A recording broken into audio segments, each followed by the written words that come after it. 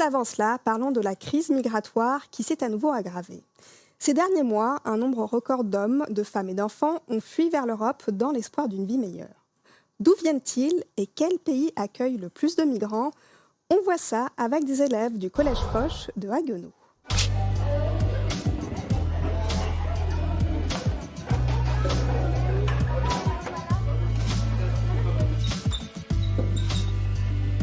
Tu vas à la disco? Allez hop, va en disco. Combien de réfugiés viennent-ils en Europe? In welche Länder gehen die Flüchtlinge? De quel pays viennent les réfugiés? Pourquoi les réfugiés vont-ils en Europe? C'est une histoire de souffrance que nous racontent les réfugiés ou migrants du monde entier. La guerre et la misère sont les deux principales raisons qui les ont jetés sur les routes de l'exil. Les Ukrainiens, avec l'invasion de la Russie, sont partis en Pologne, en Allemagne, en Italie, en Espagne, en France. Les Syriens, les Afghans, viennent aussi à cause des conflits. Près d'1 million de Syriens ont été accueillis en Allemagne en 2015. Les migrants venant d'Afrique fuient essentiellement la grande pauvreté.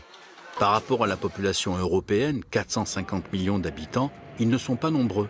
Les non-européens représentent 5% du total. C'est la Turquie qui accueille le plus de réfugiés en Europe, près de 4 millions.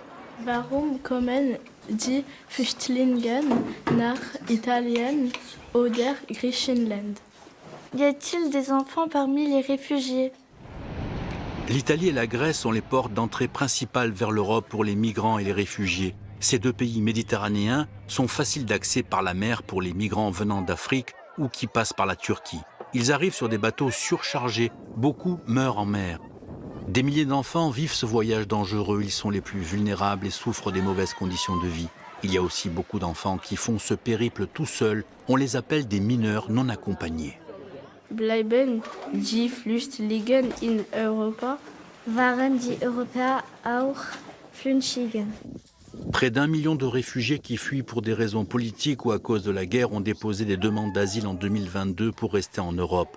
Tous ne l'obtiennent pas et ils sont renvoyés chez eux ou vivent sans papier dans la clandestinité. Certains pays, comme la Hongrie ou la Pologne, ne veulent pas de migrants chez eux. Dans de nombreux pays, comme en France, des partis d'extrême droite racistes refusent l'arrivée des réfugiés.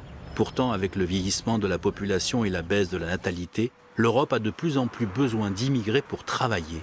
Dans son histoire, beaucoup d'Européens se sont aussi réfugiés à l'étranger pour fuir la misère, les persécutions ou la guerre.